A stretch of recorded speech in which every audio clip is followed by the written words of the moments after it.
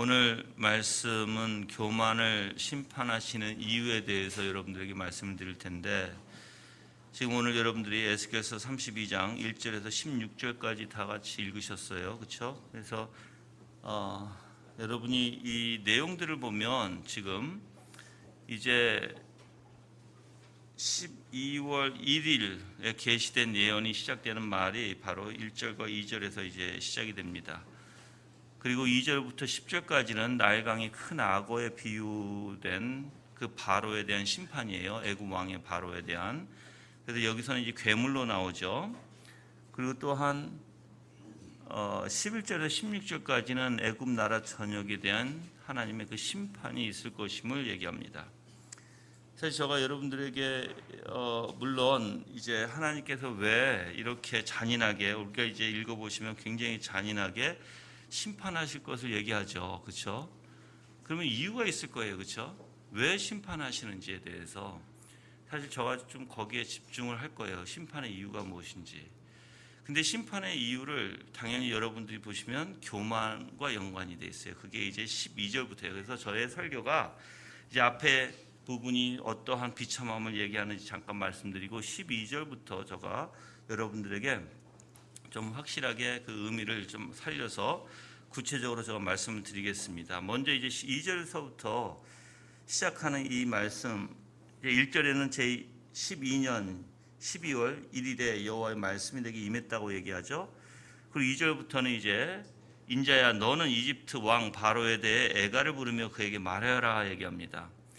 그래서 심판, 즉 그 바로 왕에 대한 심판의 예언을 말하고 있습니다. 근데 비유가 바로 여기서 이제 그 괴물이라고 표현합니다. 그래서 이 너는 여러 민족 중 젊은 사자와 견주지만, 사실 그래서 우리가 앞에서 애굽 왕을 사자로 표현했어요. 근데 이제는 비유가 넌 넓은 바닷 가운데 있는 괴물과 같다라고 표현합니다. 사실 이렇게 바로 왕을 나일강의 큰 어떤 괴물, 악어로 표현하는 것은요, 나일강의 애굽을 사실 상징하고 거기에서 살아가는 생물들의 지배하는 큰 악어, 즉 뭐 강의 뭐 어떻게 보면 지배자가 바로 악어라고 표현되어 있는 것입니다. 그래서 애굽 왕을 상징하기 때문에 한편으로는 그의 포악함, 또한 교만함을 나타내는 또한 모습이기도 해요. 이 괴물이라는 단어가. 그래서 애굽과 바로가 그 하나님의 심판을 받을 수밖에 없었던 것은 당연히 그 포악함과 교만 때문이었다라는 것입니다. 뿐만 아니라 이제 바로에 대한 이 심판의 소식이 다른 이제 민족들에게도 다 들리게 될 때 다른 왕들이, 주변에 있던 왕들, 즉 이 왕들이 누구냐면 애굽을 같이 동조하고 애굽에게 모든 조공을 바치고 애굽이 원하는 대로 따랐던 자들이에요. 그들에게 이제 그들이 이제 공포에 이제 사로잡히게 되는데, 왜 그러냐면 그 하나님께서 위대한 그 바로, 즉 바로 왕이라는 그 애굽의 왕, 즉 이집트의 왕이 얼마나 위대했는지. 그런데 그 왕마저도 하나님께서 무너뜨리시고 아주 잔인하게 짓밟으시거든요. 그걸 봤을 때 많은 다른 이제 그 나라들이 거기에 대해서 굉장히 공포에 질릴 것이라고 얘기하시는 것이에요. 사실 이 내용은 바벨론이 이제 침략을 하면서, 여러분들 바벨론은 희한한 일을 했어요. 어떤 일을 했냐면 만약에 자기에게 대적하는 자들, 자기 편에 서지 않는 자들을 너무나 잔인하게 죽였어요. 아수르도 그랬어요, 여러분들. 아수르도 그래서 우리가 요나서를 보면 알아요. 요나가 너무나 잔인하게 그 아수르에 대해서 가서 하나님의 말씀을 전하지 않으려고 했던 것이고, 바벨론도 그랬어요. 바벨론도 자기 편이 아니면 아주 짓밟아 버리는 아주 잔인하게. 그래서 여러분들 시드기야 왕 아시잖아요. 마지막 유대 왕도 이제 눈알이 뽑혀요, 여러분이. 근데 그 자식을 먼저 그 아버지 앞에서 그 자식을 먼저 죽이고 그리고 눈을 뽑아 버려요. 그러니까 그만큼 잔인한. 그래서 바벨론에 대적하는 것이 얼마나 무서운 것인가를 사실 바벨론이 그렇게 공포스럽게 만들었다는 것이에요. 그럼 여러분들 한번 이제 그러면 바벨론이 애굽을 지배하면서 전쟁하면서 완전 짓밟아 버리면 이제 그 옆에 있는 조그만 주변 나라들은요, 얼마나 그 애굽에게 같이 동조해서 있었던 나라들은 얼마나 두려울 거예요, 여러분들. 그래서 분명히 그렇게 우리가 이제 좀 오늘 말씀에서도 봐야 되는 원리가 바로 그거예요. 왜 이렇게 하나님께서 애굽을 심판하시고 또한 그 옆 주변 나라 사람들, 나라의 작은 나라들을 또 왜 이렇게 심판하실까? 거기에 대해서 좀 자세히 우리가 좀 볼 필요가 있겠죠. 15절서부터 이제 11절서부터 15절까지는 애굽 전역에 대한 심판에 대한 이야기입니다. 바벨론 군대에 의해서 바로의 모든 백성과 그 동맹국들이 멸망하고 그 땅이 황폐하게 될 것이라는 예언이죠. 끝으로 이제 16절에서는 애가의 형식의 예언으로 이제 끝맺습니다. 그 번창했던 나라, 화려했던 나라가 이제 무너지기 시작하죠. 그래서 이제 거기에 대해서 슬퍼함을 표현하고 있는 것입니다. 사실 이제 여러분이 왜 하나님께서 이제 아주 핵심적으로 좀 얘기할게요. 왜 하나님께서 이렇게 이집트를 치기 시작하시는지. 여러분 사실 이스라엘 백성은요 이집트로부터 나온 백성들이에요. 그렇죠? 애굽에서 애굽한 백성들이에요. 하나님께서 다시 글로 가지 말라고 하셨어요. 그렇죠? 그 나라를 의지하지 말라고 했던 것이에요. 그런데 애굽하고 그 동맹국들이 조그만 나라들이 뭘 했냐면 이스라엘 나라를 자꾸만 이제 끌어들이게 되고 자꾸만 정치적 또한 경제적 또한 종교적으로 그들을 이제 계속해서 물들게 만들어요. 자기 나라의 원리로. 동맹국들이 옆에서 그거를 조장했고요, 여러분들. 그래서 하나님이 보시다 못해서 이제 사실 심판하시는 원리인데 남유다만 심판하는 게 아니라 그 남유다가 애굽을 의지했고 애굽을 의지하면서 이제 벌어지는 많은 불순종, 많은 불의함 등을 하나님께서 같이 이제 처벌하시는 원리예요. 그 여러분들이 이제 이러한 하나님의 원리를 보면 과연 이제 불순종을 조장하고 하나님으로부터 멀리 떠나게 하는, 그래서 더욱더 하나님을 등지게 하는 사람들에 대한 심판이 얼마나 무서울지를 사실 얘기하는 것이거든요. 그래서 우리가 좀 생각해 보면 과연 정말 우리가 한 영혼을 올바로 세우려고 할까? 아니면 반대로 한 영혼을 하나님으로부터 멀리 떨어뜨리게 하는가? 근데 저는 여러분들이 이것을 좀 깊이 생각해 봤으면 좋겠어요. 왜 그러냐면 오늘 오전에도 얘기했지만 많은 사람들이 이제 교회에 나오면 좀 제가 여러분들 교회니까 얘기할게요. 왜 그러냐면 교회는요 이래야 돼요. 그래서 이 뭐가 교회인지를 올바로 먼저 알려드릴게요. 교회는 전적으로 하나님의 말씀이 우선돼야 되고 하나님의 말씀에 모든 이들이 무릎 꿇어야 돼요. 즉 하나님의 말씀은 바로 하나님께서 말씀하신 거고 우리에게 요구하신 것이에요.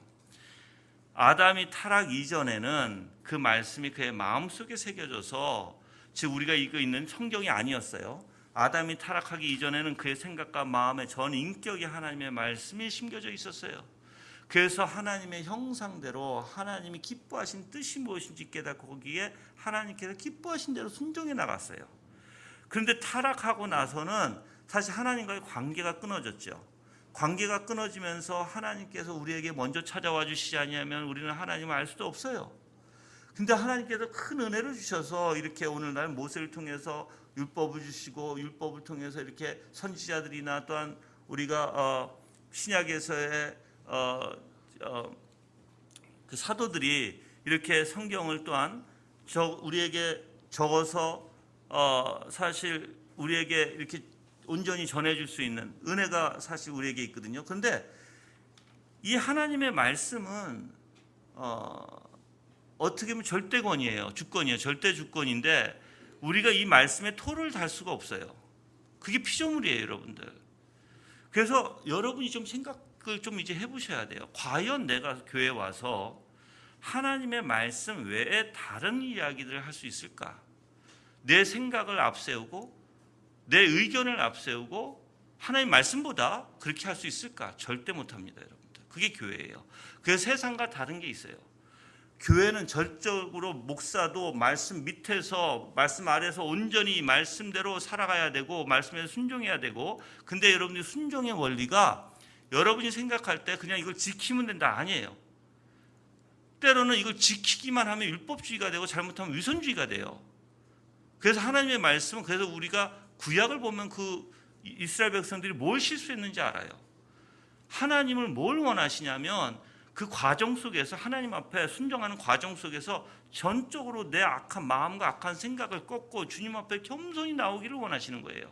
그럼 그 안에는 뭐가 있을까요? 실경이가 있잖아요.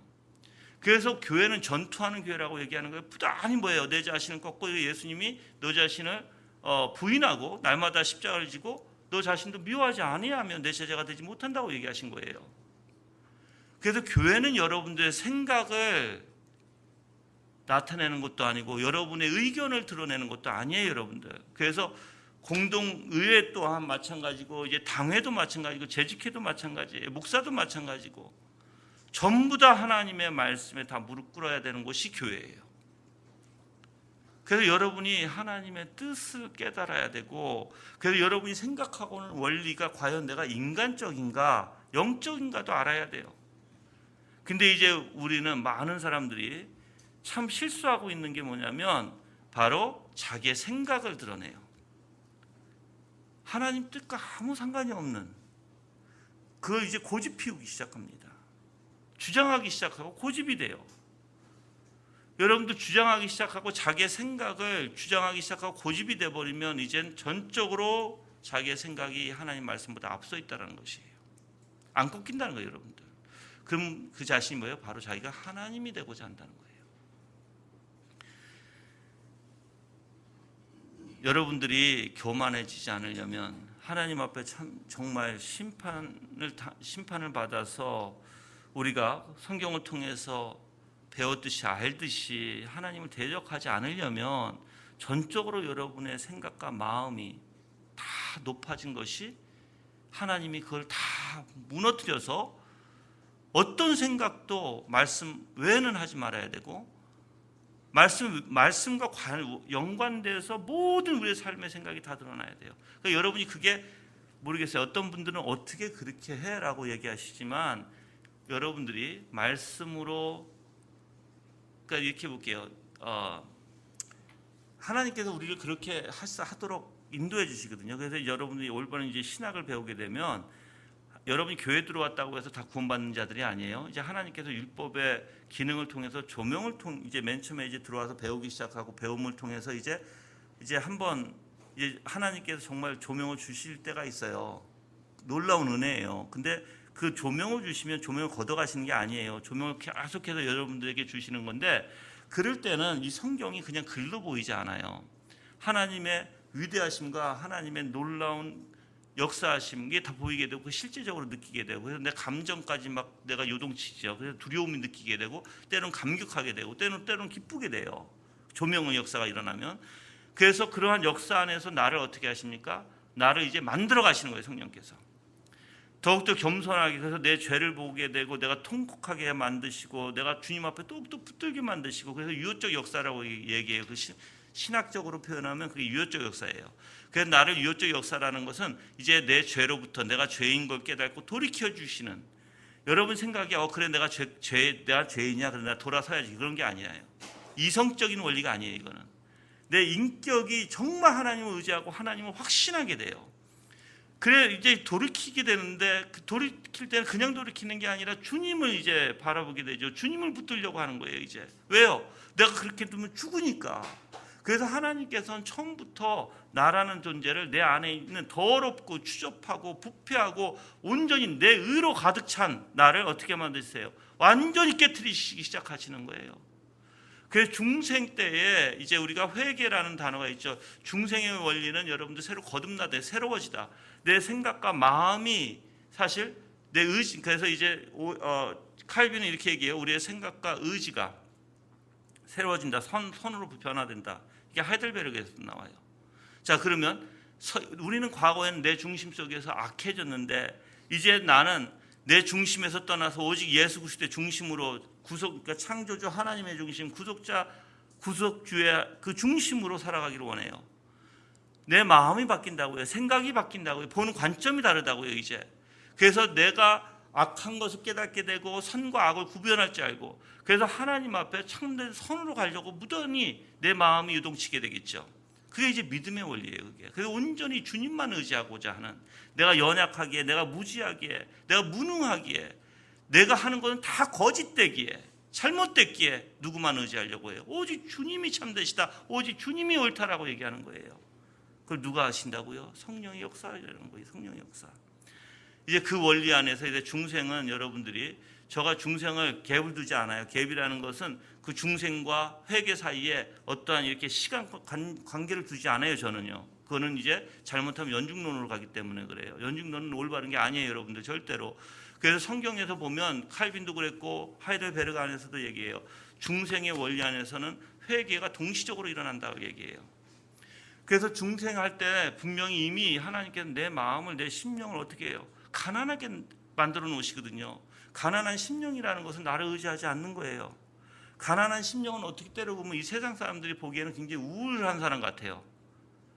근데 여러분들, 우울한 사람과 달라요. 이 사람은 내 심령이 가난해서 생각을, 내 중심의 생각을 하지도 않고 내 중심적으로 내가 원하는 것을 요구하지도 않아요. 그 심령은요, 의문을 갖지도 않아요. 여러분들, 온전히 주님 앞에 그냥 매달리는, 그래서 살려달라는 심령이에요.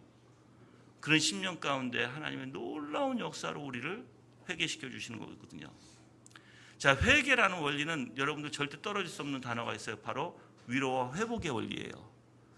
회개가 되면 당연히 하나님께서는 참된 회개면 분명히 우리를 위로해 주실 것이고, 위로 안에는 분명히 회복이 있을 것이에요. 회복을 어떻게 시켜주신다? 여러분 생각에 회복하면은 그냥 나는 회복돼서 나는 이제 사해졌어, 그게 아니에요. 전적으로 내 생각과 마음이 예수 그리스도를 향하게 되고 하나님의 기뻐하신 뜻 아니면 하지 않으려고 해요. 그리고 기쁨이 일어나고 평안이 있어요. 주님의 사랑이 느껴져요. 정말 그분의 십자가의 사랑이 무엇인지 알게 돼요. 하나님께서 나를 만들어 가신다는 거예요. 우리가 영어로 하면 He formed, 나를 만드신다는 거예요. 그냥 나를 만드시는데, 여러분이 이제 그렇게 나를 만드실 때 우리는 겸손한 자가 되고, 항상 상한 심령 가운데 나를 의지하는 것이 아니라 하나님을 의지하려고 하고, 교만이 일어나면 우리가 또 때로는 연약해서 교만이 일어나죠. 또 죄에 넘어지기도 해요. 그렇지만 하나님께서 말씀으로 치기 시작하고 알게 되면 바로 우리는 또 어떻게 될까요? 바로 하나님 앞에 무릎 꿇을 줄 알아요. 제가 이제 우리가 여러분들 바닷 가운데 그 말미잘 있잖아요. 탁 손대면 팍 웅크러지는 거죠. 이게 영적의 원리 안에도 있고 육적의 원리 안에도 있어요. 간단하게 육적의 원리를 안에서 먼저 얘기해 볼게요. 육적인 원리 안에서는 여러분의 죄를 지적하면 이 사람은 바로 이렇게 말미잘 같이 확 들어가요. 근데 그건 자기 보호로 들어가요. 자기 방어기제로 들어가요. 그래서 그 사람은 다 방어기제 안에서 왜 나만 그래? 왜 나가지만 그래? 왜 쟤는 어때서? 왜 나만 문제야? 라고 여러 가지의 의문이 일어나기 시작해요. 그게 육적인 방어기제의 원리예요. 근데 영적인 이제 말미잘의 원리가 있는데, 영적으로 그건 뭐냐면 내 자신을 이렇게 죄가 있잖아요. 그럼 하나님이 건들기 시작하잖아요. 그러면 나는 바로 방어기제로 들어가는 게 아니라 팍 움켜드는 원리가 뭐냐면 바로 죄를 바로 끊으려고 해요. 그래서 무릎 꿇으려고 해요. 주님 앞에. 그래서 주님 앞에 무릎 꿇고, 물론 그 죄가 바로 여러분이 생각하기에 내가 무릎 꿇으니까 바로 회개된다, 그 원리가 아니에요. 부단히 하나님께 또 싸우게 하세요. 부단히 힘들게 하세요. 내 양심을 치고 내 마음을 건드시고, 그래서 부단히 내가 싸우다가 너무 지쳐서 힘들어서 주님을 더욱더 붙들게. 왜 그렇게 하실까요? 하나님의 은혜가 얼마나 더 귀한지 알게 하시고, 나라는 존재가 얼마나 부족한 존재인지 더욱더 알게 하시는 하나님이시죠. 그래서 그 가운데서 하나님의 놀라운 사랑과 은혜가 더욱더 풍성해지게끔 하나님 하시는 원리예요. 여러분들, 너무 가짜들이 많아요. 너무나 가짜들이 많아서 하나님께서 그들을 드러내실 때 그 가짜가 거짓이라는 게 다 드러나죠. 우리 성도들은 절대 가짜가 되지 않았으면 좋겠어요. 그래서 중요한 게 뭐냐면, 여러분의 교리가 올바르게 되면 내 내면에서도 올바라져야 된다는 거예요. 그 교리가.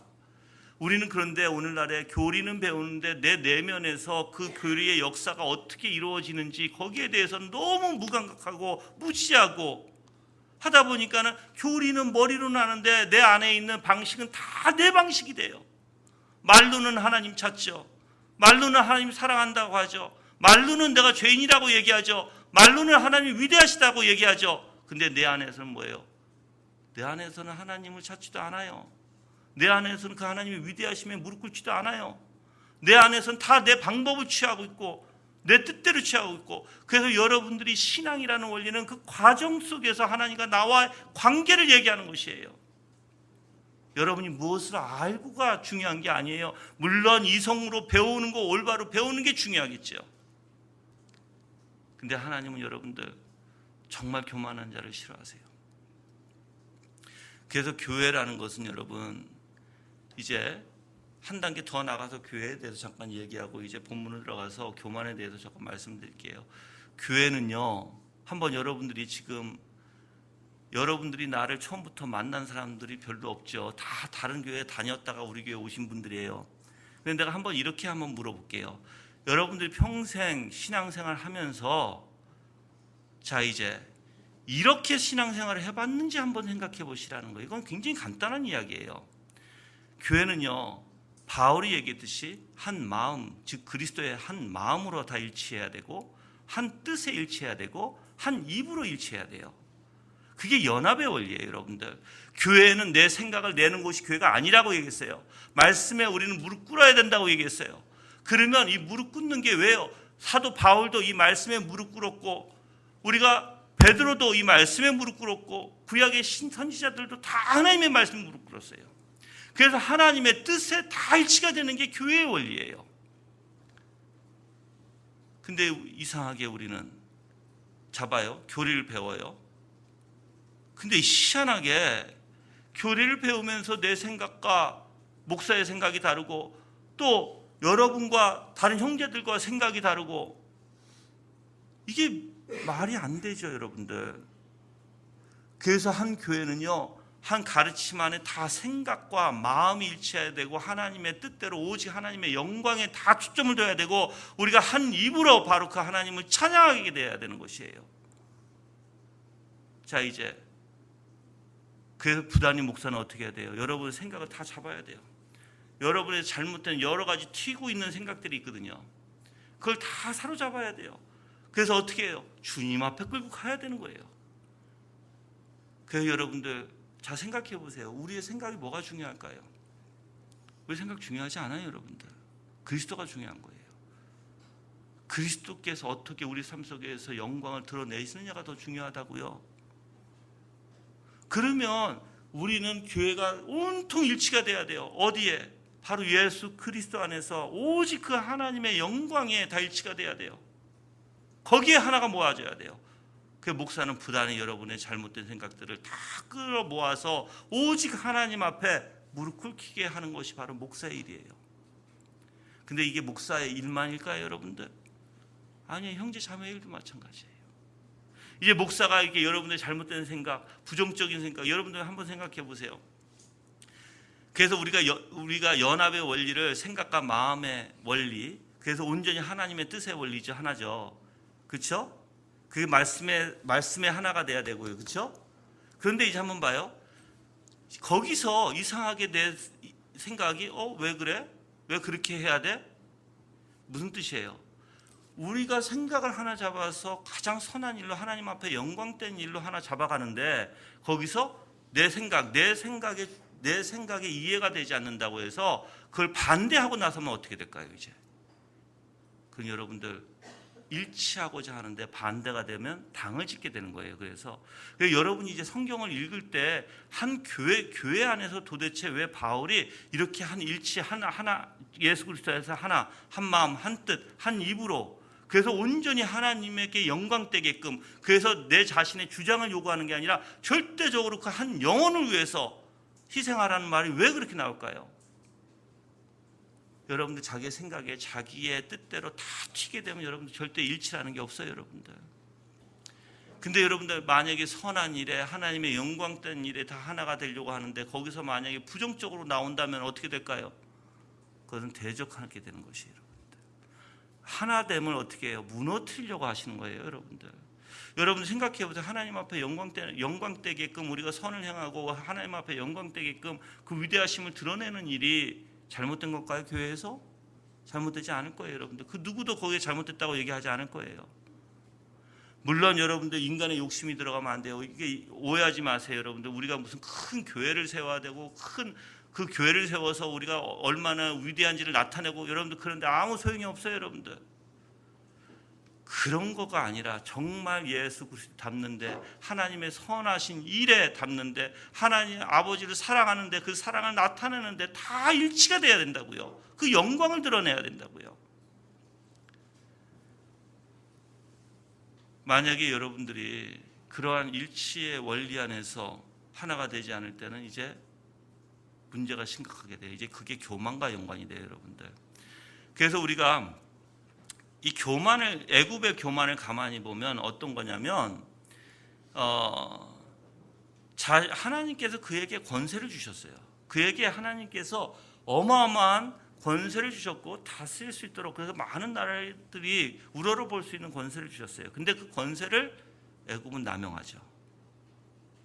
그럼 이제 여러분이 남용죄가 뭔지 알아야 되겠죠. 남용죄는요, 하나님이 주신 것에 대해서 여러분이 만족하지 못하고, 그래서 교만은 만족하지 못해요, 절대. 교만이라는 것은 여러분이 이제 내가 좀 이따가 교만의 아주 체계적인 원리를 알려드릴 텐데, 교만은 만족하지 못해요, 절대로, 여러분들. 근데 이 애굽이라는 나라가 하나님께서 주신 놀라운 그 권세를 가지고 있음에도 불구하고 만족하지 못하고 자기 욕심으로, 이제 여러분들 교회가 목사가 또는 여러분이 하나님 앞에 욕심으로 이 세상의 욕심을 가지고 여러분들이 만약에 살아간다면 어떻게 될까요? 교만해지게 되고 이제 모든 게 잘못되어 가요. 그래서 여러분이 항상 여러분 자신을 생각할 때 내가 정말 항상 가난한 심령이 되어 있나? 가난한 심령은 여러분들 원하는 게 없어요. 오직 원하는 게 뭐예요? 주 예수 그리스도밖에 없다고요, 여러분들. 가장 나의 소중한, 그리고 하나님 앞에 우리가 더욱더 알아가고 더욱더 사랑해가고 더욱더 가까이 가게 되면 하나의 이상한 증거가 하나 나타나요. 증거. 이상하게 내가 괴수 중에 괴수라는 거예요. 그러면 이제 내가 신앙이 더욱더 성장해 나가고 내가 더욱더 하나님을 사랑하게 되고 내가 더욱더 하나님을 알게 될 때 우리는 어떠한 변화가 생긴다? 나는 괴수 중에 괴수라는 걸 안다고요, 여러분들. 그래서 나는 정말 죄인 중에 죄인이구나, 작은 자 중에 작은 자구나라는 걸 다 알게 돼요. 그게 성장의 기본된 원리예요. 그 여러분이 살아갈 때 교회를 다니고 그냥 왔다 갔다 하는 것이 아니라 정말 영적으로 성장한다면 여러분들은 항상 고개 숙여서 겸손함으로 나는 주님, 죄인 중에 죄인입니다. 정말 작은 자 중에 작은 자입니다. 그러한 사람이 더욱더 하나님과 관계가 있겠죠. 근데 교만은 반대예요, 여러분들. 하나님이 주시는 그 권세를 어떻게 합니까? 자기의 욕심으로 채웁니다. 자기의 욕심으로 채우고 만족을 못합니다. 그래서 하나님께서는 어떻게 보면 그렇게 악한뿐만 아니라 그들이 정말 하나님을 대적한, 자기가 얻은 게 다 자기의 것으로 착각하는, 여러분이 이제 오늘 말씀에서 사실 이 애굽을 2절에서 젊은 사자와 견주지만이라고 표현하고 이제 너는 바다 가운데 있는 괴물과 같다라고 얘기합니다. 그래서 너의 강들에서 물기둥을 일으키고 너의 발들로 물을 휘저으며 그 강들을 더럽혔다, 오염시켰다는 거예요. 그 주변 국가들을 다. 그래서 너가 이러한 원리가 뭐냐면 굉장히 폭군이라는 거예요, 여러분들. 그래서 그 여러 나라들을 어떻게 보면 하나님께서 그 나라를 위대하게 세웠으면 오히려 그들이 겸손해서 주변 국가로부터 정말 자비를 베풀고 주변 국가들을 도와주고 은혜 가운데 있어야 되는데 그게 아니라 이들은 자기의 욕심으로 이제 폭군 정치를 하게 되죠. 그래서 백성들이 많은 나라들을 못 살게 회방했다고 얘기합니다. 그래서 백성들을 불안하게 만들고 혼란에 빠뜨리는 그러한 일들이 바로 이 애굽 사람들이 했다는 것이에요. 애굽 왕이. 그 하나님께 이렇게 불의하거나 불순종하거나 오히려 하나님께서 주신 은혜를 남용하고 오히려 하나님을 욕되게 하고 자기가 잘난 체하고 그래서 더욱더 하나님 앞에 무릎 꿇는 게 아니라 자기가 높아지는 원리, 그게 교만의 원리예요, 여러분. 근데 이제 하나님께서 어떻게 하신다? 이제 그들 가만두지 않겠다는 것이에요, 이제. 그래서 3절에 보면 주여가 이같이 말한다. 내가 많은 백성들과 함께 내 그물을 내 위에 펼칠 것이니 그들이 내 그물로 너를 끌어올릴 것이다. 그물이라는 것은 이제 도구죠. 심판의 도구예요, 여러분들. 이제 여기서 이제 칼이라는 단어가 이제 도구로 나오고 이제 그물이라는 단어가 도구로 나와요. 하나님께서 그를 가만두지 않겠다는 것이에요. 그래서 어떻게 하시겠다? 그들을 너를 땅에 내버리고 너를 들판에 내던져서 공중의 모든 새들로 너의 깃들게 하고 내 온 땅의 짐승들이 너를 먹어 배부르게 할 것이다. 내가 내 고기를 여러 산들에 널어 두어 내 시체로 골짜기들이 채울 것이며 내 흘러나온 피를 산들에 이르기까지 땅에 적시게 할 것이니 계곡들이 내 피로 가득 채워질 것이다. 어마어마한 심판이에요, 여러분들. 하나님이 가만두지 않겠다는 거예요. 너희를 갈기갈기 찢겠다는 거예요, 여러분들. 애굽을. 그렇지만 완전히 멸망시키지는 않아요. 그건 여러분이 아실 거예요. 주변 동맹국들도 완전히 멸망시키지 않아요. 나중에 이제 바벨론이 사실 그 주변 동맹국들에 의해서 무너지기 시작해요. 그래서 페르시아가 나오는 거예요, 여러분. 근데 여러분들 하나님께서 이렇게 무섭도록 심판하신다는 거예요. 누구에게? 교만한 자에게. 만족하지 못하고 하나님이 주신 은혜를 망각하고 오히려 높아져서 자기 스스로 그 권세를 취하고 그 권세를 통해서 자기가 폭력을 휘두를 때, 그래서 하나님께서 그래서 이제 우리가 6절에서도 그 피를 산들에 이르기까지 이 땅에 적시게 할 것이니 계곡들이 내 피로 가득 채워질 것이다. 무서운 심판의 상징으로 얘기하고 있는 것입니다. 그래서 사실 이 하나님께서 그들에게 주신 놀라운 그 은혜를 망각하고 오히려 그들이 폭군이 돼서 자기의 욕심을 채우고자 할 때 하나님께서 분명히 이제 심판을 하시는데, 아까도 얘기했지만 이제 그들이 바로 유다 백성, 이스라엘 백성들을 어떻게 했다고요? 끌어들여서 정치적으로나 경제적으로나 종교적으로 그들을 타락하게 만들었다고요. 그래서 주변국들에게 자꾸만 그러한 유혹을 주고 유혹을 통해서 그들이 섬기는 신을 섬기게 하고, 그래서 혼합이죠. 유일하신 여호와 하나님을 섬기는 거, 제사를 드리는 게 아니라 오히려 그 제단에서 이제 우상 숭배까지 벌어지는 게였던 게 남유다의 사람들이고 북이스라엘 사람들이었어요. 그래서 애굽이 이제 여러분들이 이제 또 그러면 이제 한번 반대로 생각해 볼게요. 유대인들이 애굽을 어떻게 생각했을까요? 애굽을 지금 자기가 바벨론에게 이렇게 전쟁을 통해서 또는 이렇게 당하지만 이제 언젠가는 애굽이 자기네들을 도와줄 것이라고 생각했어요. 그래서 유다 백성들이 누구를 의지했어요? 자꾸만 친애굽으로 갔던 게 이유가 그거예요.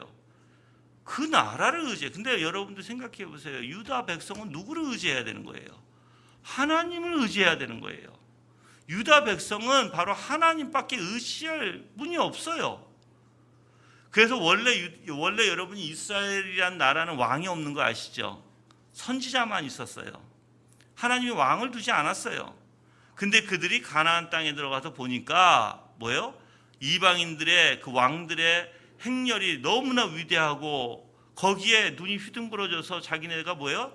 자기네는 아무것도 없는 것 같아요. 자기네는 단지 선지자, 매일 초췌하게 입고 옷 입고 지팡이 들고 있는 그런 선지자를 그는 매일 보죠. 그들이 하나님의 말씀이라고 얘기하고 자기 눈에는 위대한 것도 없고 휘황찬란한 것도 없고, 그러니까 뭘 원해요? 우리는 왕을 원합니다. 왕을. 근데 하나님은 왕을.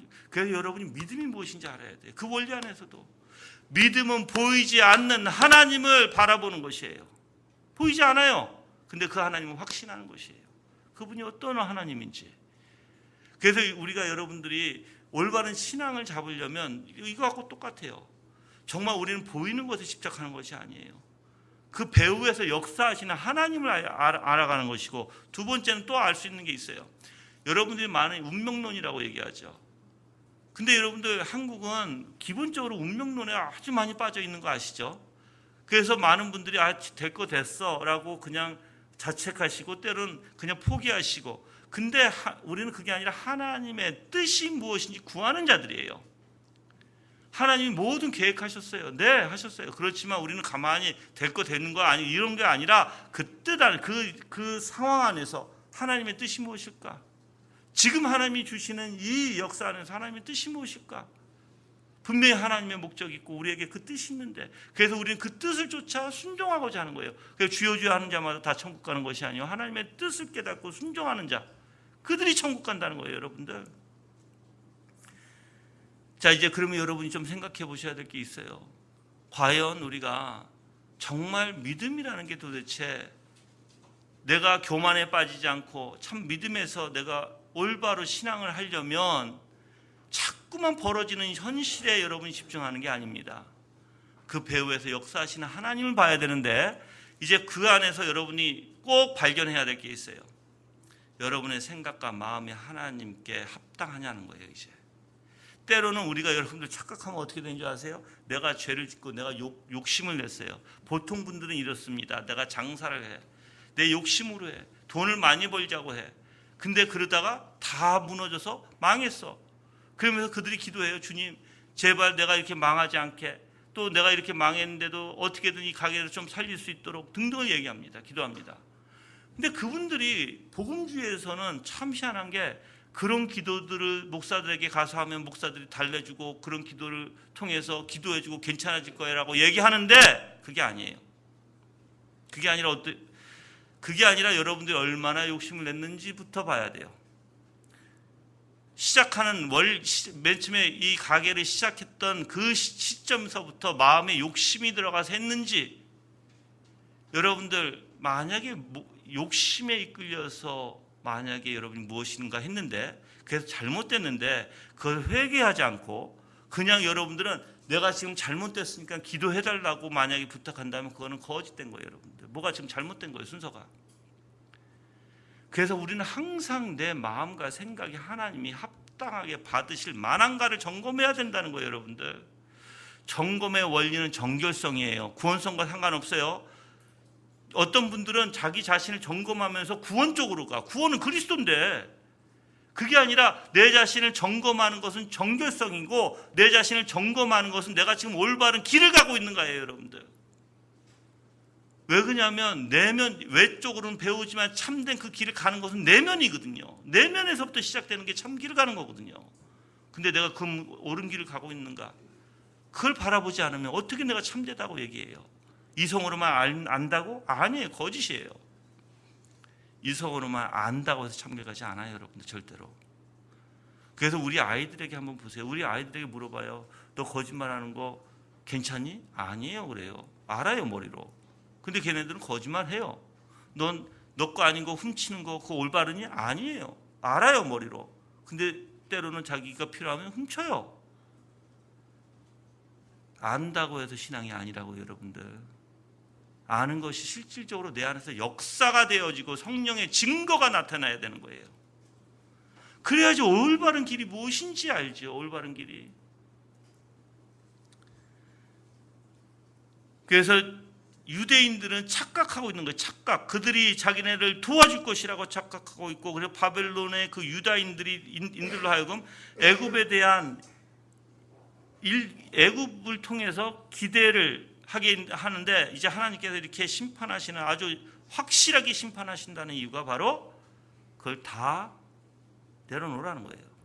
너가 기대하고 있는 것, 일말의 그 기대도 다 내려놓으라는 거예요, 여러분들. 근데 여러분, 이제 이게 쉬울 것 같죠? 여러분들이 지금 여러분 자신에게 기대하고 있고, 여러분이 지금 사업하는 데 기대하고 있고, 여러분이 또한 자식에게 기대하고 있고, 남편에게 기대하고 있고, 부인에게 기대하고 있고, 기대하는 게 너무 많아요. 우리는 다 내려놓으시라는 거예요, 여러분들. 적용으로 들어가면 오직 우리가 기대해야 될 건 누구예요? 의지해야 될 건 누구예요? 그리스도밖에 없어요. 근데 우리는 너무나 기대하고 있는 바가 너무나 많아. 기대가 있으면 뭐가 있어요? 기대 심리가 있으면 뭐가 있어요?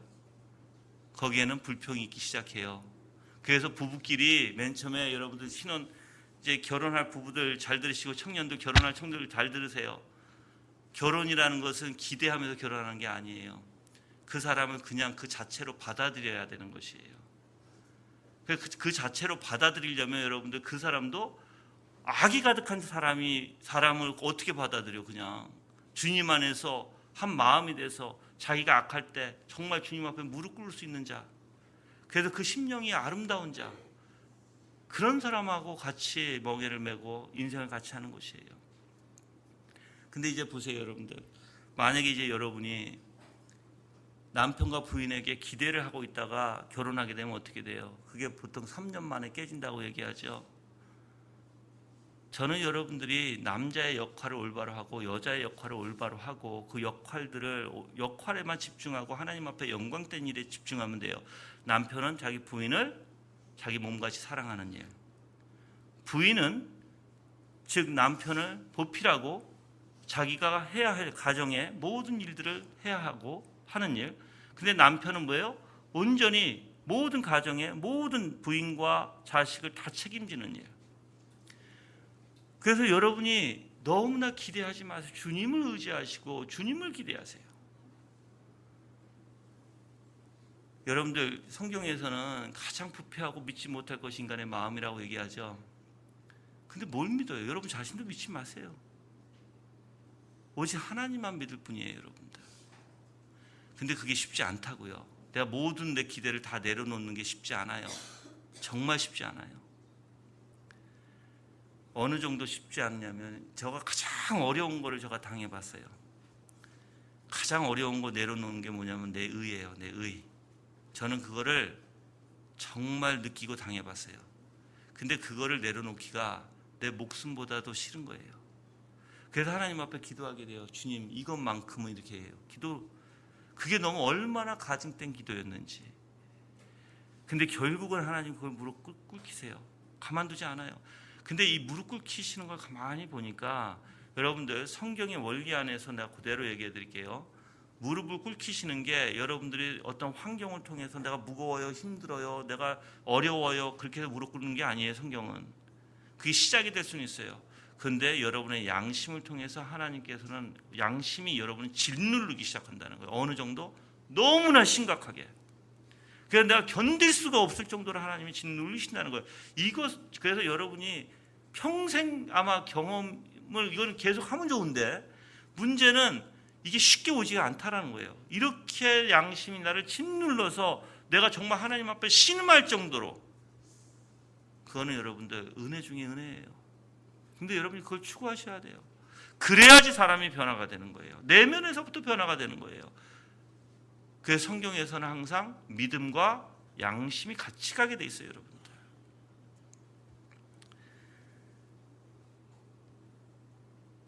그래서 이제 하나님께서 이렇게 죄에 대한 대가를 치는 목적이 있습니다. 그렇죠? 목적이 있는데 당연히 하나님께서 세상의 모든 나라의 주권자시고 심판자이심을 알리고자 하는 그 목적이 있습니다. 그래서 이제 우리가 주변들로 이제 다들 이제 19절에서부터 읽어보면 내가 열국국 내가 알지 못하던 나라들에게 내 멸망의 소식을 전하여 내가 많은 백성들의 마음을 요동케 할 것이다.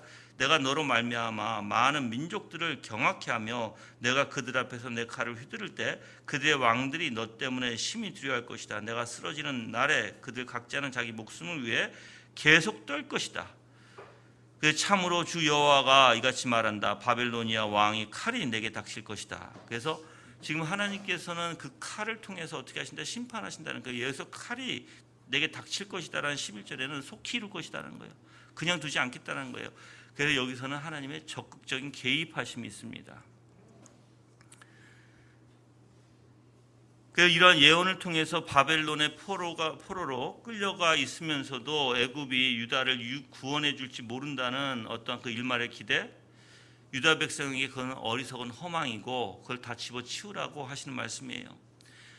여기서 하나님의 심판과 관련돼서 이제 주체가 이제 셋이 있는데 우리가 12절이에요. 한번 볼게요. 내가 내 무리를 용사들의 칼로 쓰러뜨릴 것이니 그들 모두는 민족들 중에 가장 잔인한 자들이다. 그들이 이집트의 교만을 멸할 것이니 그 모든 무리를 멸할 것이다. 첫 번째 뭐예요? 나예요. 내가라는 단어예요. 내가는 하나님이시죠. 애굽을 누가 하신다? 심판하신다. 총주의를 하나님이 하신다. 그 전쟁의 총주의가 누구시다? 하나님이시다라는 것이에요. 두 번째 주체가 바로 내 무리들이라는 거예요. 내 무리들. 아니면 그들이라고 표현되죠. 이것은 바벨론 내 무리들은 이제 그 애굽을 얘기하는 것이고, 이제 그들이라는 단어는 이제 바벨론을 얘기하는 것이에요. 그래서 두 번째 주체는 그들이라고 표현할게요. 자, 바벨론 왕 느부갓네살의 군대를 가리키는데 애굽의 심판의 전쟁의 총사령관 바로 하나님께서 이들에게 부여하신 전쟁의 수행 목적이 바로 애굽의 교만을 꺾는 것이었습니다. 마지막 주체가 바로 내 무리들이에요. 이 부분을 직역하게 되면 그리고 그녀의 모든 무리가 멸망당할 것이다 라고 얘기합니다. 그래서 지금 애굽의 그 수하들, 즉 그 백성들, 군사들, 그래서 하나님께서 바벨론을 통해서 애굽을 이제 심판하실 때 누가 심판의 주체이시고 누가 심판의 수행자이시고 누가 심판의 대상인지를 분명하게 밝혀주시는 구절이에요. 12절이. 그래서 어떻게 보면 여러분들 우리가 이 세상적인 관점에서 보면은 강한 군사력을 가진 나라가 약한 나라를 정복하고 다스리는 것이 하나의 법칙으로 정해졌죠. 그렇죠? 원리고. 그런데 그리스도인들은 그렇게 보면 안 되죠. 그리스도는 그 배후에 계신 바로 하나님의 역사. 바로 그 하나님이 심판의 주체이시고 심판의 수행자시고 누가 심판의 대상인지를 분명하게 구분해 주시는 그 하나님이심을 여러분은 아셔야 돼요. 그래서 하나님은 절대 주권자시다라는 것입니다. 그리고 우리가 이제 12절에 교만이란 단어 나오죠. 그들이 이집트의 교만을 멸할 것이다. 그래서 이렇게 심판하시는 이유가 바로 교만에 있습니다. 이집트의 교만. 이 교만은 애굽의 권세와 관련돼서 사용되어 있어요. 이 단어가. 그래서 애굽의 동맹국들과 관련해서 행하는 교만의 권세를 낮추실 것이라고 얘기하시는데, 이제 30장 6절에 볼게요. 잠깐만. 30장 6절에 보면 여호와가 이같이 말한다. 이집트의 지지자들도 쓰러지고 그의 교만한 권세도 낮아질 것이다. 그들이 믹돌에서부터 수에네에 이르기까지 그 가운데서 칼에 쓰러질 것이다. 주 여호와의 말이다. 여기서 그의 교만한 권세도 낮아질 것이다 라고 얘기하고 18절로 갈게요. 30장 18절입니다. 내가 거기서 이집트 멍에들을 꺾으며 그의 교만한 권세를 그곳에서 그치게 할 때 드람느헤스에게는 낫도 어두워질 것이고 구름이 이집트를 덮을 것이며 그 딸들은 포로로 끌려갈 것이다. 여기서도 즉 애굽이 다른 나라에게 멍에를 지워 괴롭게 하는 권세, 그 교만의 권세를 낮추시겠다고 하세요. 자, 그러면 아까도 얘기했어요. 풍요한 물질, 풍요로움을 가졌고 하나님께서 엄청난 그 권세를 주셨어요. 그럼에도 불구하고 그들은 뭐예요? 그 권세를 남용하게 돼요. 근데 하나님이 그 남용하는 권세를 이제 꺾으시겠다는 거예요, 여러분들. 그래서 여러분이 좀 이해하실 게 하나가 있죠. 뭐냐면 바로 여러분이 혹시 하나님이 주시는 은혜 가운데 오히려 그 은혜가 남용되어져서 하나님을 대적한다면 하나님이 언젠가 그거 꺾으신다는 거예요. 그냥 두시지 않아요, 여러분들. 자, 그러면 우리가 여러분이 생각하기에 그래? 하나님 주시는 은혜를 내가 남용해? 뭐가 은혜가 남용하지? 제일 많이 남용하는 게 뭐예요? 여러분에게 풍요로움을 주셨는데 풍요로움을 남용하는 거예요. 내 게으름으로. 하나님께서 여러분들에게 엄청난 풍요로움을 주신 거예요. 여러분들이 제가 볼 때는 제가 이제 제3국에 이제 다니잖아요. 제3국에 다니면서 이제 선교사님들 강의를 하는데 거기 가면은 정말 한국하고 비교가 돼요. 한국에 한 70년대, 60년대? 뭐 저는 60년대생이기 때문에 저 60년대 세대를 잘 몰라요. 근데 70년대는 알죠. 근데 제가 볼 때는 내가 70년대의 기억으로 살았던 시대보다 사실 더 못한 것 같아요. 그 낙후 지역이 그렇게 많고, 물론 빈부 차이가 너무나 심하죠. 근데 우리는 희한하게 하나님이 주신 놀라운 은혜 가운데서, 풍요로움 가운데서도 하나님이 주시는 이 풍요로움 속에서 더욱더 하나님을 찾아야 됨에도 불구하고 하나님을 찾지 못해요. 마음에 두지도 않아요. 저는 찾는 건 고사하고, 한번 여러분이 얼마만큼 마음에 두고 있는가, 오히려 마음이 다 뺏겨서 부요함에, 내 욕심에, 탐욕이 다 뺏겨서 하나님 자리에 있을 자리에 오히려 그런 탐욕이 있으면 안 된다는 거예요, 여러분들. 그게 교만의 기본이라는 거예요. 거기에는 만족이 없다는 거예요, 여러분들. 만족. 그래서 이런 교만이라는 단어가 히브리어로 깨온이라는 단어예요. 깨온이라는 단어인데, 하나님에게 이 단어가 쓰이면 하나님의 위엄을 나타내는 단어고, 인간에게 이 단어가 쓰여지면 바로 교만이라는 의미가 나옵니다. 이 교만은 하나님의 자리에까지 오르려는 부패한 부도덕을 얘기합니다. 그래서 좀 교만에 대해서 집중적으로 좀 한번 얘기해 볼게요. 교만은 겸손의 반대 개념이에요. 그 스스로 우월감을 심중에 품고요, 언제나 자기가 중심이 되지 않으면 만족하지 못하는 마음의 상태예요. 그래서 항상 자기가 이끌려고 하고 자기가 인도하려고 하고 낮아짐이 없어요. 그래서 성경에서 핵심적인 이 교훈인 교만은요, 하나님을 경외하는 것의 최고의 덕이지만 반대로 교만은 최고의 악이에요. 그 교만은 흔히 권력의 교만이 있고요, 지식의 교만이 있고요, 의로움의 교만이 있어요. 이렇게 세 가지로 나눠져요. 권력의 교만, 지식의 교만, 의로움의 교만. 그 자기 의로움의 교만이면 어때요? 아까도 말씀드렸지만 우월감에, 심중에 우월감을 가지고 되고 자기의 중심이 되지 않으면 만족하지 못하는 사람들이죠. 그게 마음의 교만이죠. 그래서 하나님께서는 성경에서 이 교만은 하나님 없이 자기 자신에게 관심이 집중될 때 이제 생겨나게 돼요. 아, 교만은 언제? 하나님 없이 자기 자신에게 관심이 집중될 때. 그래서 여러분들, 사람들이 희한하게 다른 사람이 나를 알아주기를 원하는 원리가 바로 교만의 원리예요. 왜요? 다른 사람들이 나에게 집중해야 되거든. 근데 나에게 집중하면서 관심이, 내가 이제 내 마음이 어떻게 돼요? 아까 내 마음이 어떻게 된다 그랬어요? 내 심중에 우월감을 갖게 되죠. 그래서 여러분이 한번 생각해, 저는 여러분들이 교회를 좀 올바로 알았으면 좋겠다는 거예요. 교회는요, 우리가 이제 교회 오면서 많은 사람들이 이렇게 표현하죠. 아, 왜 이 교회는 왜 사랑이 없어? 왜 이 교회는 나를 왜 이렇게 사랑해 주지 않아? 왜 이 교회는 이렇게 좀 어색해? 뭐 이런 표현들. 여러분들 그거 믿지 마세요. 제가 분명히 말씀드리면 다 여러분의 어떤 피해의식 속에서, 여러분의 선입감 속에서 나오는 망상일 수도 있어요. 착각일 수도 있어요. 근데 우리가 실질적으로 교회에, 여러분이 사실 신앙이라는 거 한번 볼게요. 신앙이, 예수님께서는 이렇게 얘기해요. 예수님께서 한번 뭐라고 얘기하셨는지 누가복음에 잠깐 가볼게요. 누가복음에 가서 여러분이 교회가 무엇이고 신앙이 무엇인지 좀 여러분이 올바로 깨달았으면 좋겠어요. 자, 누가복음 15장입니다. 제가 개역 한글로 읽어드릴게요. 누가복음 14장입니다. 14장 25절부터 읽을게요. 그 비용 계산을 하라고 하시는 말씀이에요.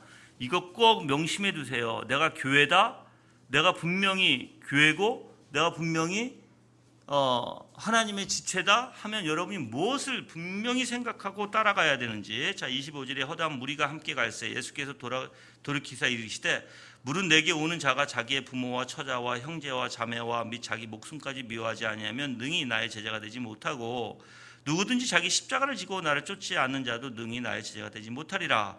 너희 중에 누가 망대를 세우자 할진대 자기의 가진 것이 준공하기까지 족하는지 먼저 앉아 그 비용을 예산하지 아니하겠느냐. 그렇지 아니하면 그 기초만 쌓고 능히 이루지 못하면 보는 자가 다 비웃어 가로되 이 사람이 역사를 시작하고 능히 이루지 못하였다 하리라.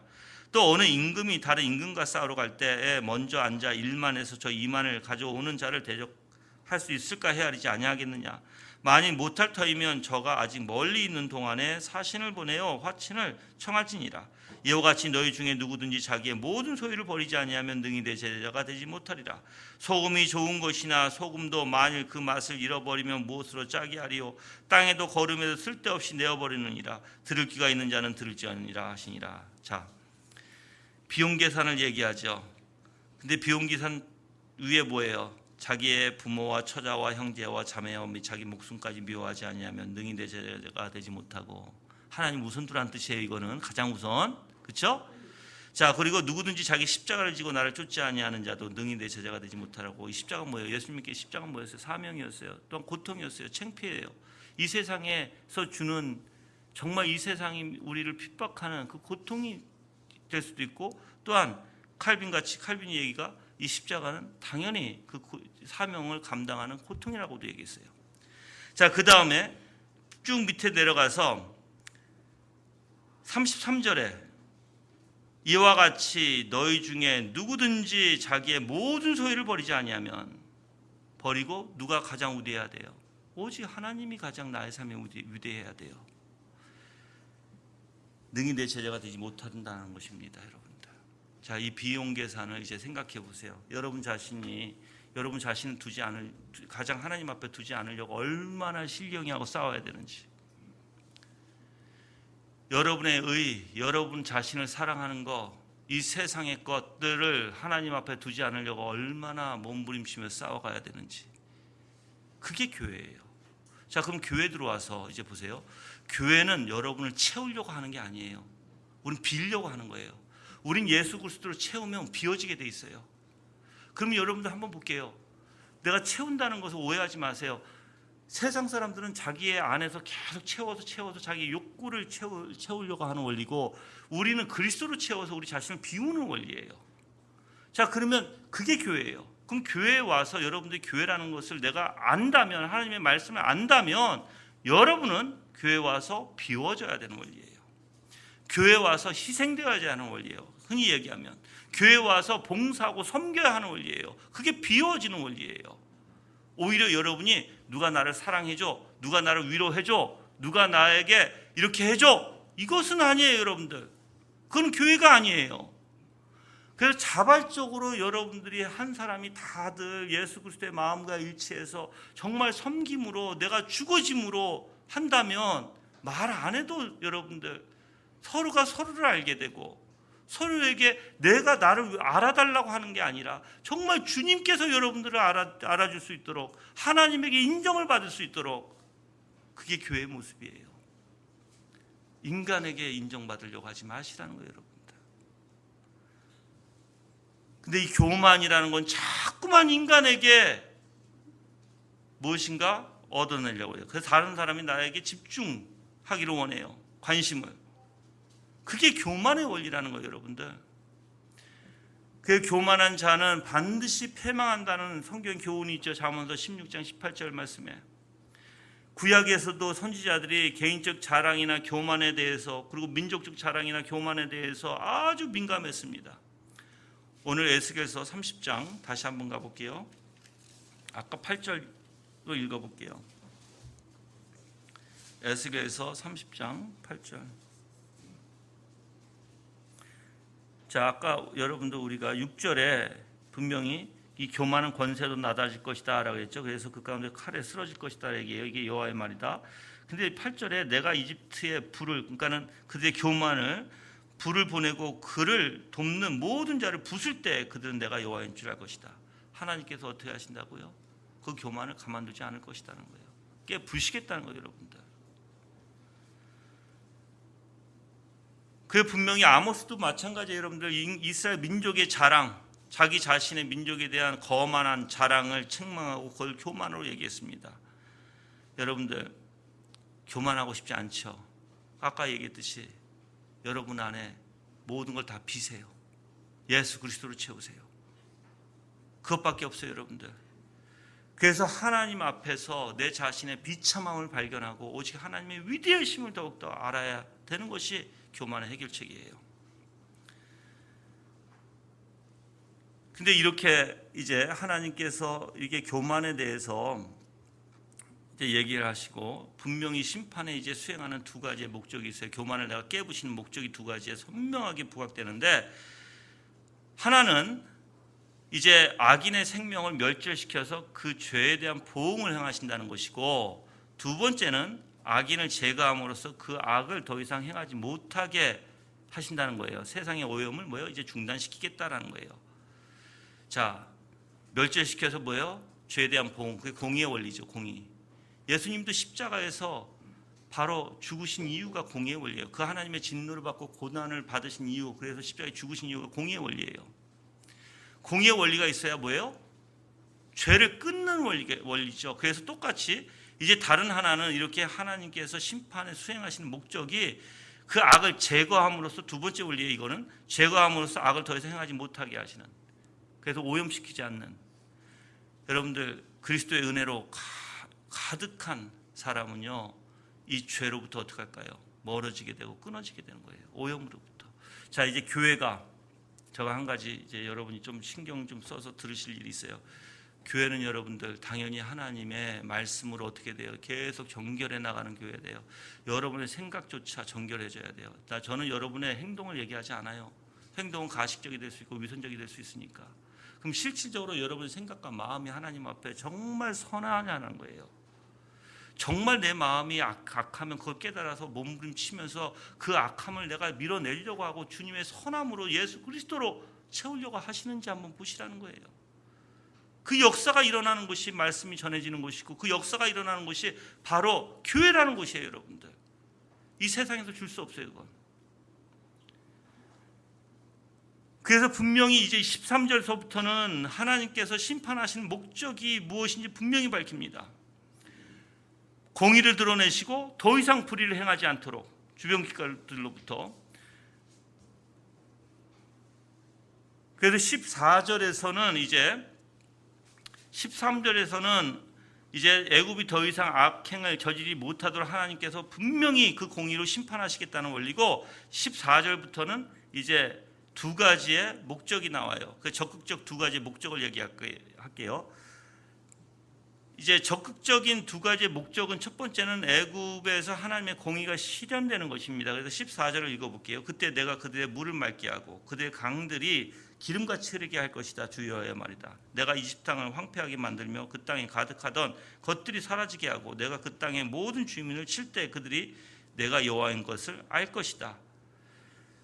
자, 여기서 적극적 목적이, 근본적인 목적이 애굽에서 하나님의 공의가 실행되도록 하는 것인데, 바로 먼저 물을 맑게 하는 것으로 묘사돼요.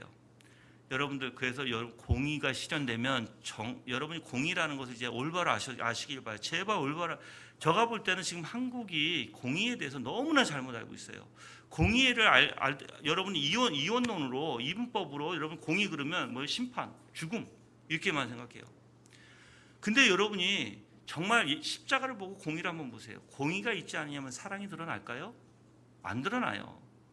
공의는 그래서 신학자들이 정결성으로 표현합니다. 거룩도 너무나 잘못 지금 사람들이 오해하고 있어요. 거룩은요 꼭 조미료 같아요. 그래서 역사적으로 여러분이 거룩이 어떻게 신학적으로 우리에게 왔는지를 보면 다 거룩한 사랑, 거룩한 의, 거룩한 자비, 그래서 거룩이 계속 들어가요. 앞에. 이유가 뭐냐면 조미료라는 거예요. 무슨 뜻이냐면 사랑을 해도 거룩이 빠진 사랑은 이기적 사랑이 될 수밖에 없다라고 얘기해요. 이거 내가 얘기하는 게 아니라 존 머레이가 얘기한 거예요. 그 여러분이 사실 그런 신학책들의 역사적으로 어떻게 거룩을 해왔는지 보면, 그래서 왜 거룩이라고 성경에 표현되어 있는지, 거룩은요 완전성을 만들어냅니다. 완전성. 그래서 여러분들이 그러면 완전성을 만들어내서 내기 위해서는 사랑도 거룩한 사랑이 돼야 되고 의도 거룩한 의가 돼야 돼요. 자, 그래서 거룩이 그렇게 중요한 건데, 공의도 마찬가지예요. 여러분들, 공의가 완전히 이루어지려면 거룩한 공의가 돼야 돼요.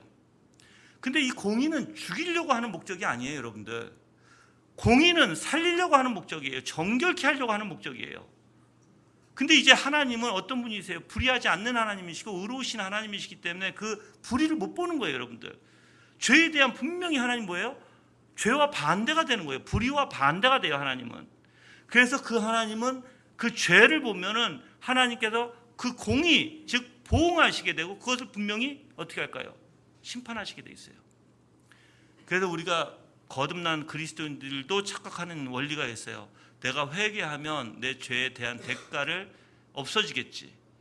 내가 회개하면 내가 죄를 졌는데, 우리 아이들이 쉽게 얘기하면 이거예요. 내가 훔쳤는데 내가 걸렸어요. 회개하면 하나님이 나 감옥에 안 보내시겠지 이거예요. 거짓이에요, 여러분들. 그거 아니에요. 보내세요. 근데 거듭난 사람의 마음이 달라요. 거듭난 사람이 회개하게 되면 그 죄에 대해서 자기가 당연히 그 죄값을 받게 된다는 거예요. 당연히. 그래서 어떠한 대가일지라도 주님 당연히 그건 당연합니다가 되는 거예요.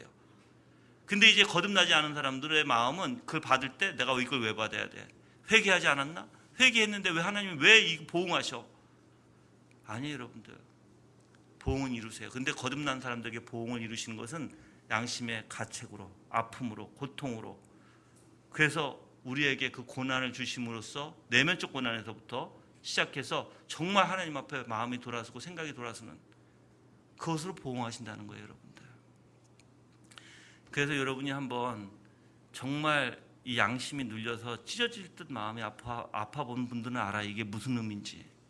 그래서 저는 그거를 정말 조금 느끼고 나서, 발견하고 나서 저가 예수님께서 십자가에서 우리의 죄를 전가받으셨을 때 얼마나 큰 고통이셨을까. 하물며 내가 지금 가지고 있는 이 죄, 작은 죄일지라도 이렇게 몇 날 며칠 못 자면서 힘들어서 하나님 앞에 눈물 뿌리면서 정말 신음하며 하나님 앞에 고백할 때, 근데 예수님은 그 많은 하나님의 선택한 백성들의 죄를 다 감당하실 때 얼마나 마음이 힘드셨을까. 여러분이 만약에 그것을 조금이라도 알아서 예수님의 그 마음을, 예수님께서 당하신 그 고난을 안다면 정말 그 고난이 얼마나 힘드신 고난인지 여러분 조금 아실 거예요. 조금.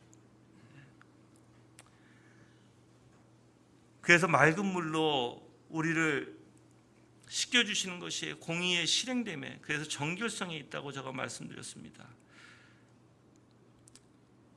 그리고 또한 이 하나님께서는 불의를 제거하실 때, 그래서 공의를 시행하시기 위해서 적극적으로 하나님이 개입해 주신다는 것을 우리가 성경 말씀을 통해 아는데, 왜 그러냐면 이제 불순물, 이제 우리가 14절에요.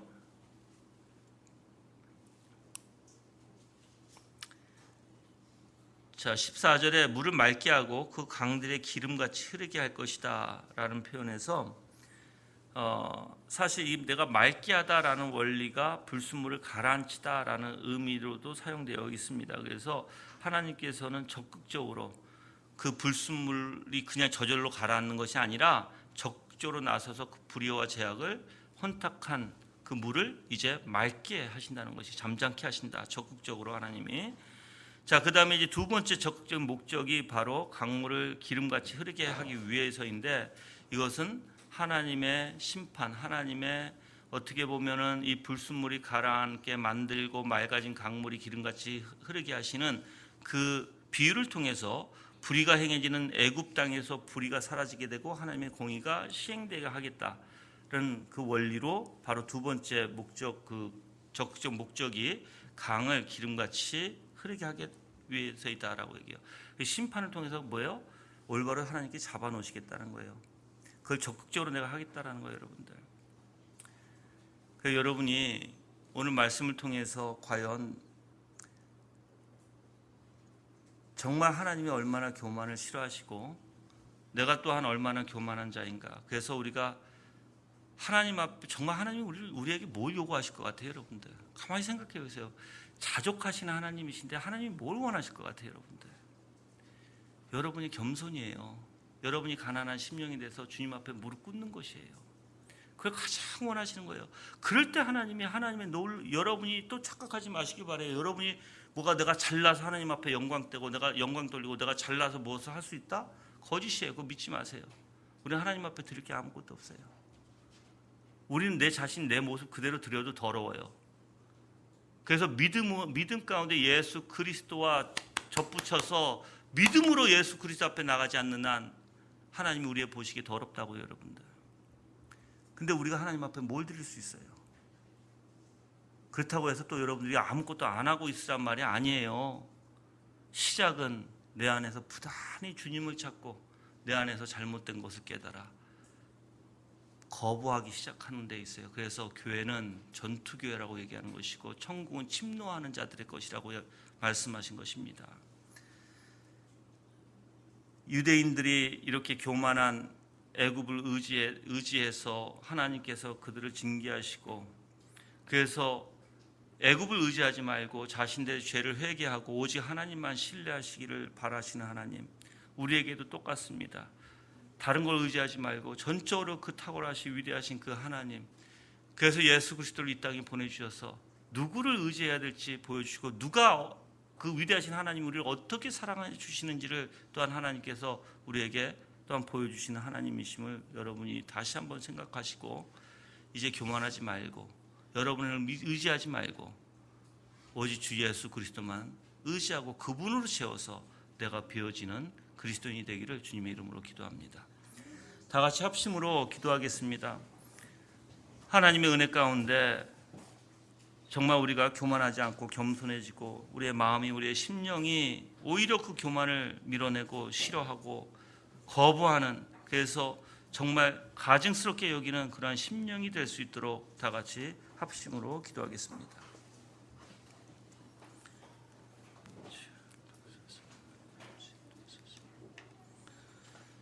아버지, 우리를 이끌어 주시옵소서. 주시옵소서.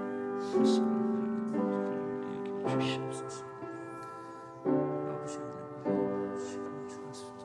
주시옵소서. 예수 그리스도 안에서 정말 하나님 아버지 앞에 감사하고 역사해 주신 감사에 감사합니다. 주시옵소서. 아버지,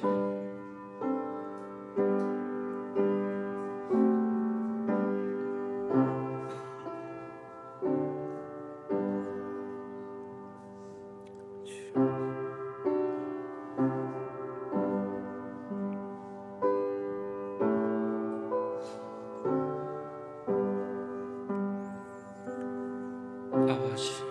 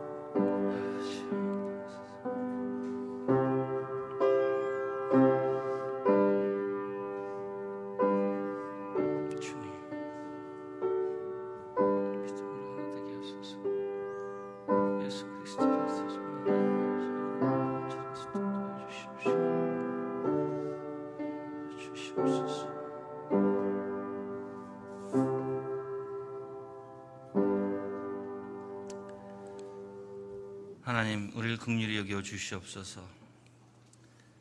우리의 교만을 싫어하시고 정말 하나님보다 그 무엇을 귀중하게 여기고 앞에 두는 것을 싫어하시는 하나님, 전적으로 우리 자신이 죽어지지 아니한다면 우리는 항상 우리 자신을 하나님 앞에 둘 줄 우리가 알고 있습니다.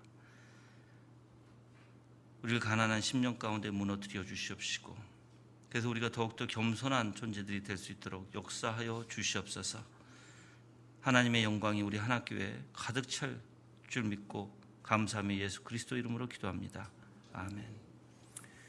하나님 앞에 헌상 시간 갖겠습니다. 다 같이 시편 찬양 263장 하나님께 찬양 드리겠습니다.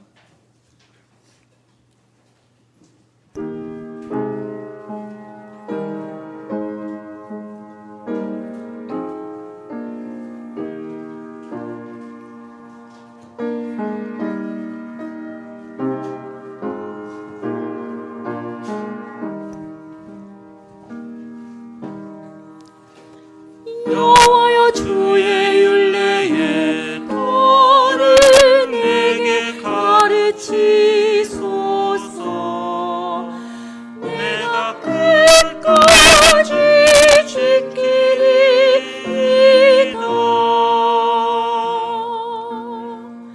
나로 깨닫게 하소서. 내가 주의 법을 준행하며 전심으로 지키리이다. 나로 주의 계명에 접경으로 행케 하소서. 내가 즐거워함이니이다.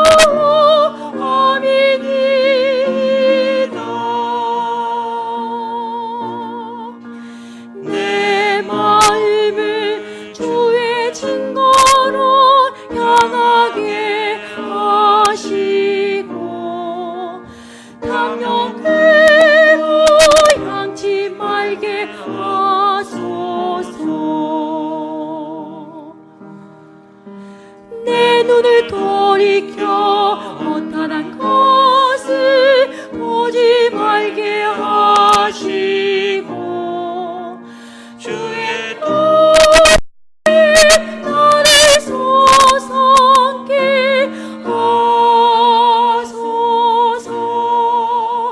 주를 경외케 하는 주의 말씀을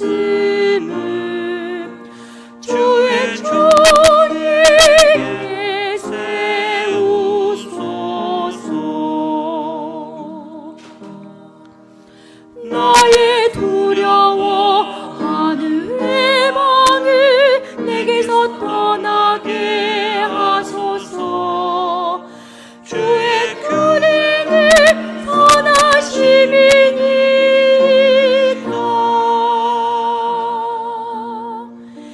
내가 주의 법도를 사모하여 싸우니 주의 행위 나를 소성케 하소서.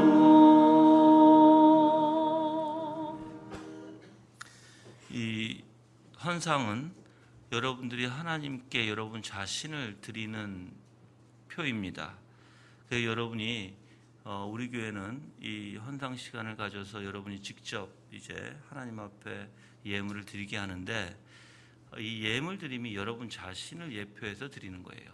그게 이제 그래서 우리가 사실 그러면 내 자신을 예표한다는 건 신앙 고백이겠죠. 신앙 고백을 여러분이 표현하는 거예요. 어떤 교회는 이것을 걷어서 이렇게 오는 교회도 있는데 이미 들어오실 때, 근데 우리 교회는 그 신앙 고백을 여러분이 각자 개인이 이 예배 시간에 표현하는 것이 온당하다 해서 저희는 이렇게 헌상 시간을 따로 갖습니다. 여러분이 그래서 항상 이렇게 하나님 앞에 예물을 드릴 때 여러분 자신을 하나님 앞에 드린다는 생각으로 드리셔야 돼요. 그냥 무조건 그냥 내가 얼마 이렇게 드리는 게 아니라 정말 내 마음에 담아서 믿음으로 드려져야 되는 것이 바로 이 예물인 줄 믿습니다. 기도하겠습니다. 하나님 감사합니다. 주님의 은혜 가운데 우리를 붙들어 주시고 진정으로 예수 그리스도 안에서 하나 되게 하시고 정말 하나님의 위대하심을 깨달아 더욱더 보이지 아니하시지만 그 하나님께서 우리의 역사를 주장해 주시고 우리의 삶의 모든 섭리로 다스리시는 그 하나님을 더욱더 확신케 하여 주시옵소서.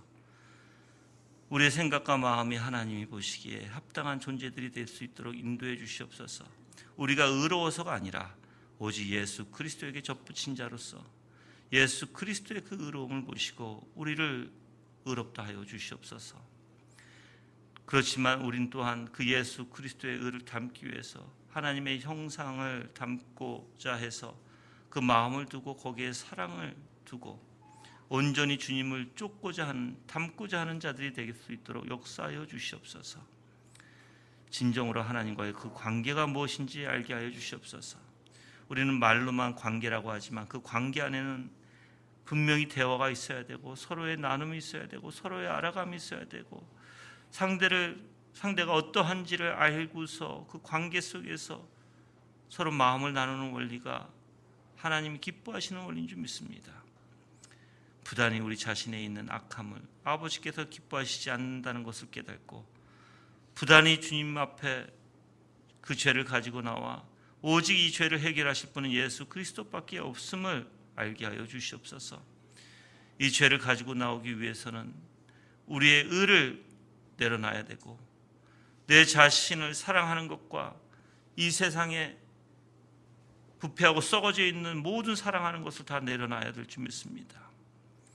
그 온전한 마음으로 나의 죄를 가지고 주님 앞에 나가 겸손히 주님 앞에 바칠 수 있는 자들 되게 하시고 분명히 십자가에서 이미 대속을 통해서 그 죄의 권세를 승리하신 바로 예수 그리스도 그분만을 의지하고 그분만을 믿고 그분이 우리의 죄를 해결하실 분임을 알고 주님 앞에 나갈 수 있도록 역사하여 주시옵소서. 오늘 말씀을 통해서 이 교만의 원리를 배웠습니다. 이 교만은 자기 자신이 만족하지 못하는 것이고 남들이 자기 자신을 알아주고자 하는 것이고 그래서 남들에게 관심을 받고자 하는 데 있습니다. 또한 하나님이 주시는 은혜를 남용해서 정말 우리 자신이 더욱더 탐욕 속에 빠지고 더욱더 하나님을 섬기기보다는 우리 자신의 배와 욕심을 섬기고자 하는 것이 교만인 배웠습니다.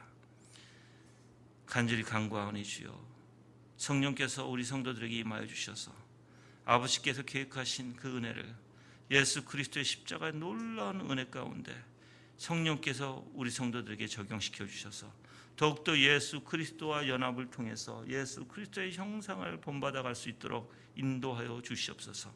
그래서 우리 성도들에게 말씀을 통해서 깨우쳐 주시옵시고 말씀 묵상을 자기의 소중한 생명으로 생각하고 주님 묵상하게 하여 주시옵시고 내 죄가 주님 앞에 겸손히 낮아져야 되고 오직 예수 그리스도로 채우는 귀한 하나님의 성도들 될 수 있도록 역사하여 주시옵소서. 우리 아이들도 주님 붙들어 주셔서 그 어린 나이에서부터 하나님을 경외할 수 있는 아이들이 될 수 있도록 역사해 주시옵소서. 그래서 생각을 할 때 정말 하나님을 생각하게 하시고 생각을 할 때 인간의 부패함과 어려서부터 자신의 그 죄에 대해서 깨달아 그 위대하신 예수 그리스도만을 붙들고 나갈 수 있도록 우리 아이들을 붙들어 주시옵소서. 하나님의 놀라운 은혜가 우리 하나교회에 임하게 해 주셔서 우리가 말로만 주여 주여 하는 자들이 아니라 진정으로 생각과 마음이 하나님 예수 그리스도와 일치되고 연합돼서 정말 주님의 뜻을 깨달아 순종하며 기꺼이 자원하는 심령으로 신앙생활을 할 수 있도록 인도하여 주시옵소서. 그렇게 되기를 부단히 노력하고 싸워가는 우리 성도들이 되기를 간절히 간구하오니 하나님의 영광이 우리 성도들에게 임하여 주시옵소서. 감사하며 예수 그리스도 이름으로 기도합니다. 아멘.